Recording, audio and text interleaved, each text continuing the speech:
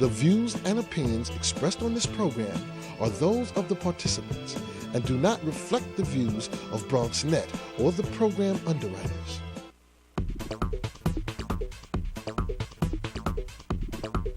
BronxNet. Your voice, your views, your vision.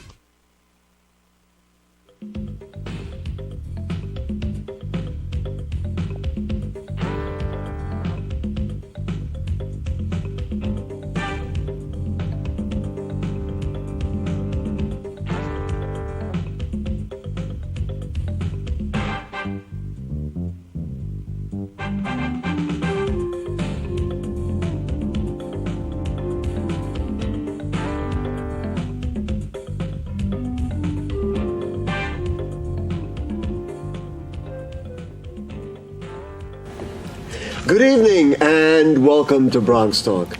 A few weeks ago, we analyzed the Rebuild by Design proposals for the Hunts Point waterfronts. Tonight, we take a similar look at waterways in a different part of the Bronx.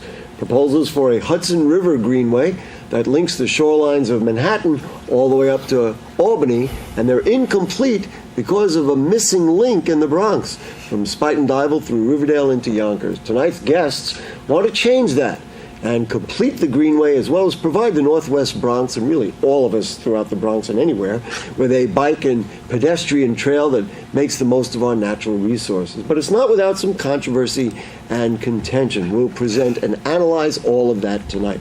If you want to weigh in with your questions or comments, then you call us at 718-960-7241. You can also email them to us at bronxtalk@hotmail.com, or even bronxtalk@bronxnet.org, and post them on our Facebook page, and we'll read those on the air during a future edition of our program. But for the here and now, a member of the Hudson River Greenway Planning Committee and the Riverfest Organizing Committee, Cliff Stanton. Good evening, thank you. Gary. And welcome back to the show. And also the Executive Director of KRVC, the Kingsridge, Riverdale, Van Cortlandt Development Corporation.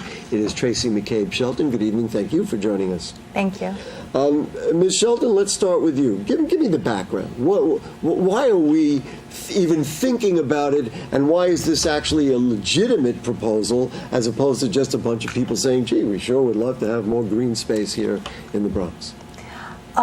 It goes back many, many years. There's been a movement largely led by a group called the Friends of the Hudson River Greenway in the Bronx to get the Greenway in the Bronx for many, many years.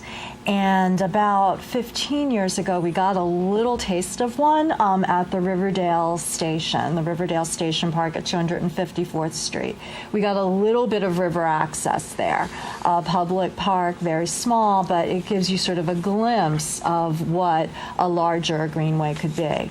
And then, of course, we've seen everything that's been happening in Manhattan and right on up the Hudson River. And as you just alluded to, we're like the missing link. We're sort of stuck in the middle here of a beautiful greenway that, goes the length of Manhattan and then goes right on up the Hudson. And yet we don't have our little piece of it. So we've gotten a lot of movement and momentum more recently to fill that in. I think all of us who drive either up or down the West Side Highway, and you see bicyclists and pedestrians, and it really is lovely to go right by the river like that.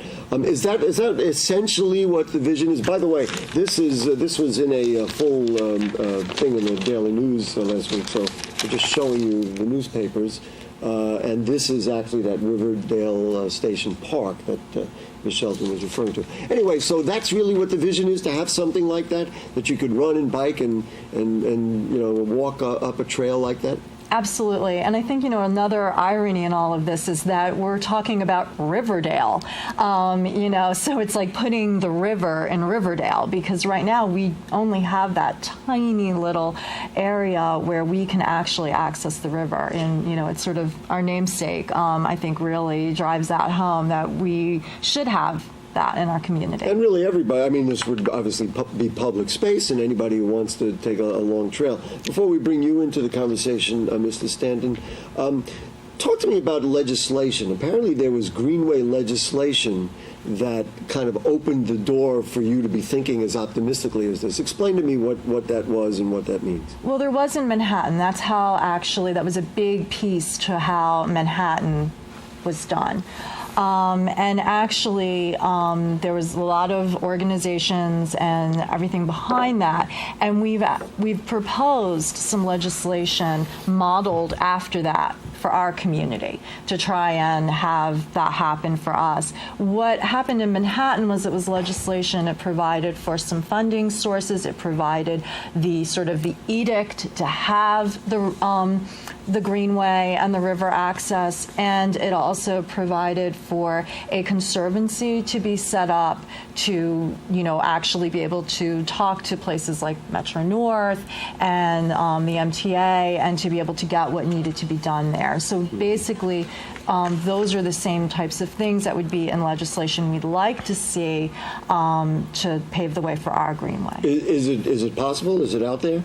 It's absolutely out there, and the big momentum and the big news more recently is that a lot of this is federally funded, and that funding is in place with Senator Schumer. We have a good chunk of the funding. Yeah, I do want to get into the funding. Let's bring Mr. Stanton into the conversation. How realistic and how close are we? I know that when I talk to people about what the dialogue has been, as I understand, there was a very contentious meeting recently, and I mean, what are the issues that stop it from everybody going, my goodness, why wouldn't we all just want to advocate for it? Well, let's start with this. It will happen, Gary. It's really a question of when and how, yes. There are, as in most things, when you try to change something in New York or put something in place, there are a host of challenges, so the least of which is money. So it's something that's going to happen. There are certain barriers that need to be overcome. There was a contentious meeting, as you alluded to, a few weeks ago, but that was not the vision that has been put out there by the Friends of Hudson River Greenway. This was led by a man named Paul Elston, who has made this his life's work, and he has brought this to the point where we are now prepared to move into a new phase. When we first started doing Riverdale Riverfest, which I'm sure we'll talk about later, 4 years ago, it was really to raise awareness of the issue, the fact that Riverdalians in the Northwest Bronx has no access to its own river. Now we're at a point where we can start talking about how, where, when, how much, and we're at that point now where residents are aware of the issue. Now tonight, after tonight, they'll be more aware of the issue. Exactly. So we're, and we've been out there on the street at festivals promoting it. You mentioned the notion how much, and Ms. Shelton mentioned, 70% is already federally, designated. Sure. How much? What are we talking about? Well, we're talking about the Greenway itself could cost about $25 million. That's just the Greenway. We're not talking about the link that would connect it to the existing Manhattan Greenway. Well, there's a little asterisk that I haven't mentioned yet. Right. But, if you look at it in a broader context, we just did the river, we green belted the river in Manhattan. The 5-mile stretch from the Battery to 59th Street cost $700 million. $700 million? Yes. And I've heard was that paid for by private money? It was a lot of a combination, but and I've also heard it will require another $300 million. So we're up to $1 billion. Our project is going to cost what we hope $25 million. So when I was in school, that's 2.5%. So it's a mere fraction of what has been spent in Manhattan, and what it has done to the economy in Manhattan is undisputable. You know what? You mentioned the benefits, and it came up in one of the articles that was in this Daily News section. And what are economic benefits, especially now? I understand in Manhattan because it'll bring people into Manhattan, and of course, obviously, if they come to Manhattan or even tourists, etc. Do we really expect that kind of benefits for somebody riding up the Palisades or Palisades Avenue? Well, let's start with our local community. Riverdale, and expand it to Kingsbridge and Van Cortlandt in the Northwest Bronx. we deserve something, a recreational venue that would give us real access to our river. But yes, it would bring presumably people. It would bring people into the community. And if you look at, I'm a family of 5 in search of a safe trail to bike to. So, put this thing along the Hudson River. I'm going to take my family up into Riverdale, through the commercial districts to get to the Greenway. We'll bike up and down. We'll go afterwards to a cafe, have some lunch. And, this is how, I spoke to a friend recently who moved to Riverdale not too long ago, and he discovered it by doing the Tour de Bronx. He discovered Riverdale through same idea. Let's put up. We have some pictures. So these are conceptual, right, Michelle? Yes. And this is so let's put this picture up there. The first picture that we have. So now, where is this? This is looking south towards the city. This is a southbound view. So what you've got to the right is the gorgeous Palisades, which only a few of us get to see on a fairly regular basis. To the left is the Metro North tracks. Right. And what is there now is just simply growth. Right? There's growth. There is a underutilized or barely utilized 6th track of Metro North. Which is exactly what we want to utilize to build this thing. Let me bring Ms. Shelton in there. Is there enough space between the tracks and the river to make this, at this point? I know there's a controversy down a little further south, but is there enough space to simply carve it out and put down this Greenway? There's a few things that we need for that to happen, and that's why we're actually appealing to Metro North and trying to get a few things done for this. One is, Cliff just alluded to Track 6. It's not really used at all, and we're asking to be able to remove that. So in other words, there's an extra track over there. There's an extra track that could be removed and would give us plenty of space. That's one of the issues that has to be dealt with. Yes. Let's put up that second picture, which this shows the Greenway in relation to the tracks. Obviously, we've got to get the graphic off. Now, is this down by Spuyten Duyvil? This is Riverdale Station Park. Riverdale Station. Yeah, so this is looking north. Right. So it's not quite where, more famously, that accident happened. This is a little further north. And what you've got here, this is the site that Tracy alluded to earlier, where there is an existing park, precisely 20 feet by 300 feet. So you could go for quite a jog on that strip. Yeah. So we want to, we want to have the Greenway run right through that section. Are there, Ms. Shelton, are there environmental issues about, putting a path down? I mean, we know the dialogue, we did it on the show about the Putnam Trail. Are there issues about putting that trail down or putting a path like this down near the river?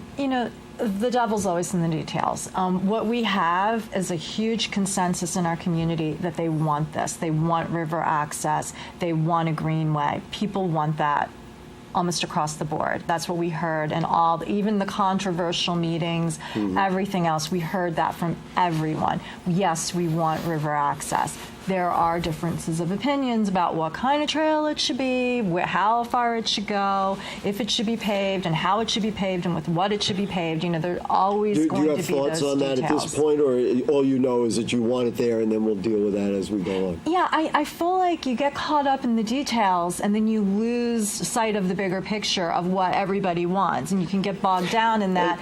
And so I would prefer to work those things out down the road. I would even just offer some amateur historical perspective. I mean, there was so much talk about on the west side, the same kind of thing, and somehow that was resolved, to, I guess, most people's satisfaction, that we got the result. Keeping the dialogue going, getting everybody continuing to talk about it, getting all the thoughts out. The one piece that is problematic, as I understand it, is the curve that comes around Spuyten Duyvil, right? Is that the biggest... And then we're going to show a couple of slides. So you explain it, and then we'll put it up. Right. The biggest challenge is getting across the river. And right now there's a swing bridge.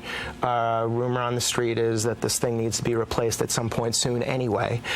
It was originally built to accommodate 2 tracks. There is only one there now. So one of the possibilities is to lay it down right on the existing swing bridge. You could also build an independent bicycle pedestrian bridge west of the swing bridge. Yeah. So now we can show that, right? This Yes, is a good moment to show that third slide that we have. So, folks, here it is. So it's a little tough to see on TV, but Cliff, why don't you kind of narrate what we're looking at? So let's start with the slide on the top. Shows what it looks like right now. You've got power lines above ground, which is another with the river to the left. Right, with the river to the left.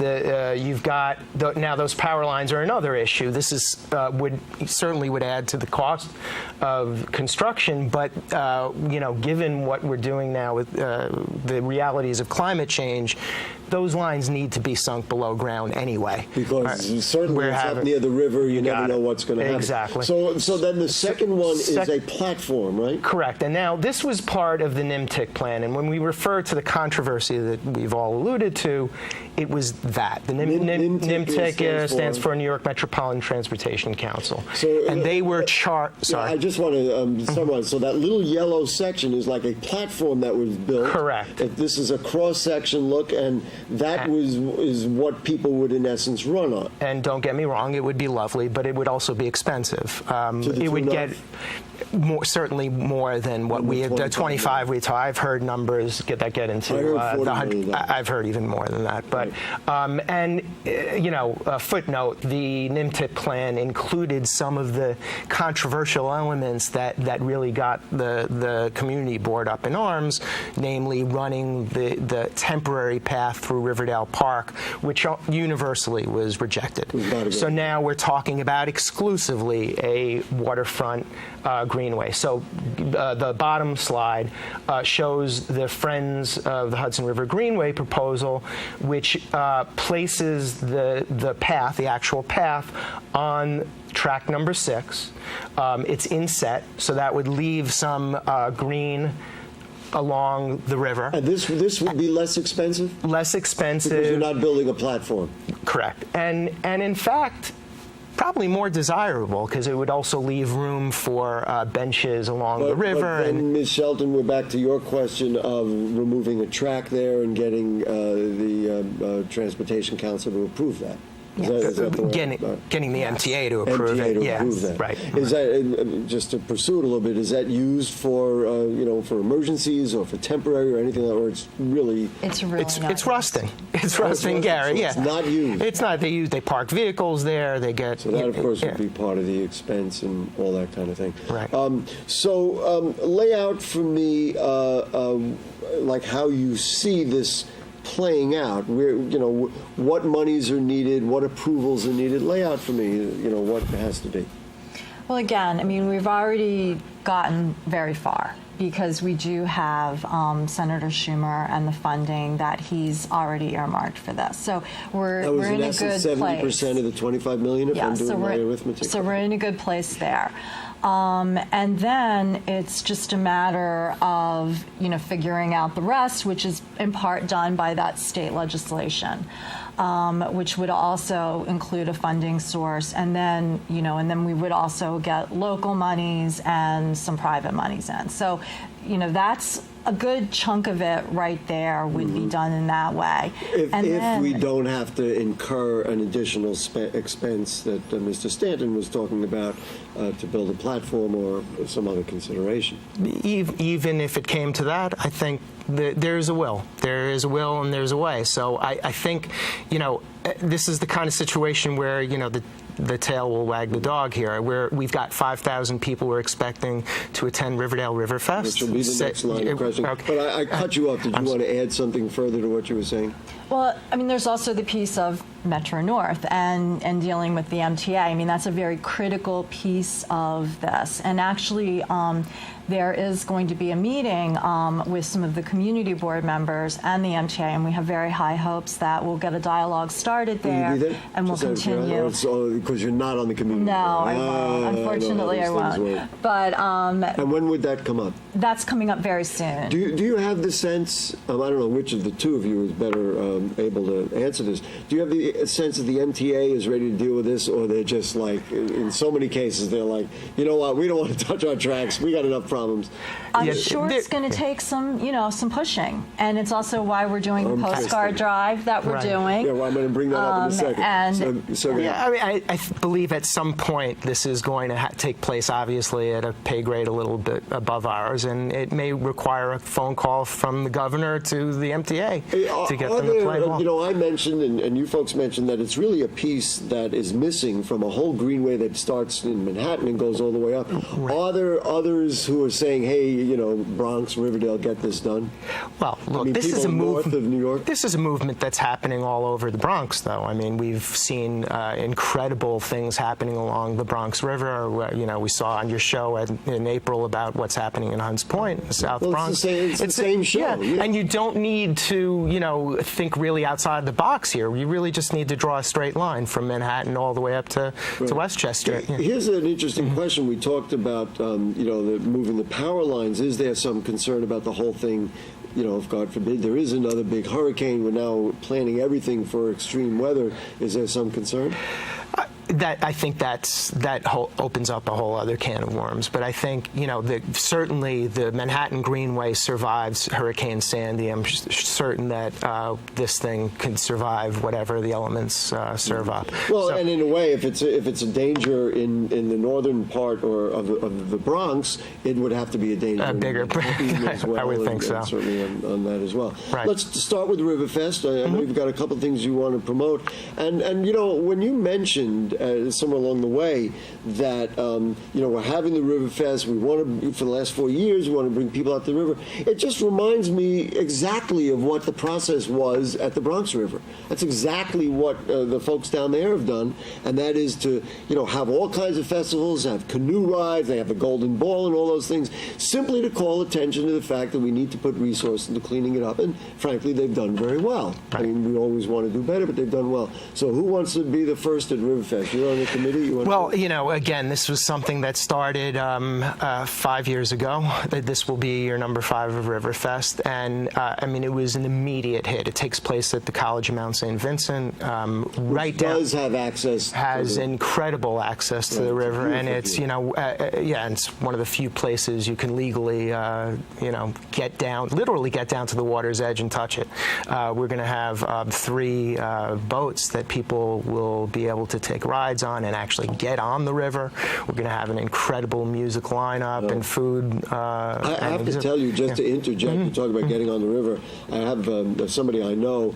If you go down by Dykeman Street, there are docks there, and a lot of people don't know this, but I had somebody, and we got in a little boat, and you ride on the Hudson River. It's just a remarkable feeling. It's a unique location for sure, and we get 5,000 people who want riverfront access. I got the flyer here, so we're promoting. We're doing the right thing here. Right. So Sunday, June 15th, noon to 6 p.m. So we've put in our order for good weather, and we expect again a record crowd, and it is such a great day to be in the Bronx and to be by the river and to have that view. Any Sunday in June is a great day to be in the Bronx. We know that. But that's right. But that's where now, and so you just get up to College of Mount St. Vincent. You can get on their grounds, right? And then that's where you leave your car or exactly, bike or preferably, yeah, exactly, right. And where does this fall in this process? And just justify, if you would, the Riverfest and why you have it in relation to the Greenway. Sure. It's a great festival in and of itself, even if it wasn't tied to the Greenway, but it's absolutely tied to the effort to get the Greenway. And one of the things that we have there that's set up by the Friends of the Hudson River Greenway are tents with diagrams and maps and just a lot of the things that are even in the daily news. So it's really as much about advocacy and education. Again, it's exactly, I've been sitting in the seat for 20 years. It's exactly what we've done for the Bronx River. And with enough attention to it, enough people who supported it and said, you know what, we want it to happen, elected officials and everything. Gary, this is how neighborhoods get discovered. How the Bronx works. Exactly, and people come to appreciate what's literally in their backyard. Now, let's talk about these postcards. Why don't you hand me this postcard? I'll hold it up, and then you tell me what this is. A postcard. What is this, and what is the importance of this? Our goal is to get 1,000 of those by the June community board meeting. Sent to? And to then get more at Riverfest, so that hopefully we'll have 2,000. So this is and just what does it say? What does the postcard targeted say? to Metro North. And the MTA, but we're also going to share those with elected officials What does it say and on the the community card? board. Tell people what it says. It's just saying, I want riverfront access in my community. We want a continuous greenway, and we want the people who control the river, Metro, and it names the Metro North elected officials, to help us get that. You know, and I think to all of the different sections of the Bronx that we have advocated exactly these things. I think of the Harlem River. I think of the area down at Port Morris, where we've talked extensively about access. We've talked about access over on Hunts Point to the waterfronts. We've obviously talked about the Bronx River for many years. This is yet another waterway in the Bronx that we need to take a look at and provide all the things that we like to provide, whether it be activities and all these things. And nothing more majestic than the Hudson River with the Palisades as the backdrop. You know, we've got, this is not just a small group of people behind this. We've got sponsors from Con Ed to the Hebrew Home of Riverdale to Chervier, a long list of organizations, which reads as a who's who of the Bronx. If we do better with the Riverfest and the postcards, we'll get more people out there. Tracy McCabe Shelton, thank you. Cliff Stanton, thank you. And I'll say for everybody who works on this show, we support access to our waterways in the borough of the Bronx. Listen, we got a couple of Facebook messages I wanted to read regarding last week's show on alternative ways to curb gun violence. We received these comments from viewers on Facebook. And let's see, the first one was a very interesting show, they said, especially considering how much attention Operation Crew Cut is getting now. If we spend more on programs like this and recreation activities for youth, we would go further than engaging them in the criminal justice system. That came from Ian C. on our Facebook page. And then the second one we got was, who declares impact zones and then sends in rookies from upstate?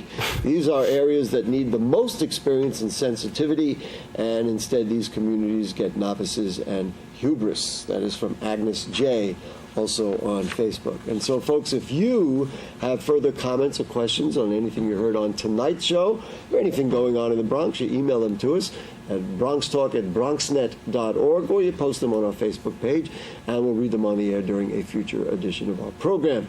You can become a fan of Bronx Talk on Facebook, and I wish you would. You can also see our archives at bronxnet.org and check out the Bronx Talk link on the bottom right navigation bar, and you can see all our old shows. Thanks to producer Jane Filoro, director Shirley Arrieta. We'll see you next week. Good night.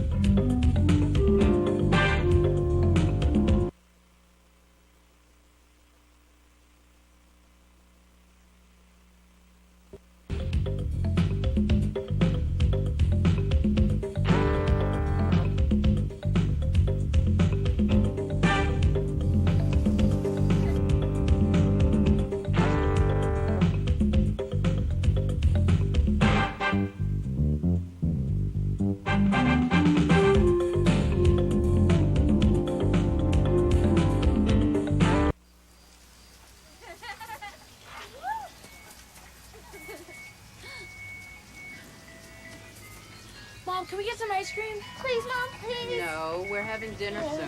Please.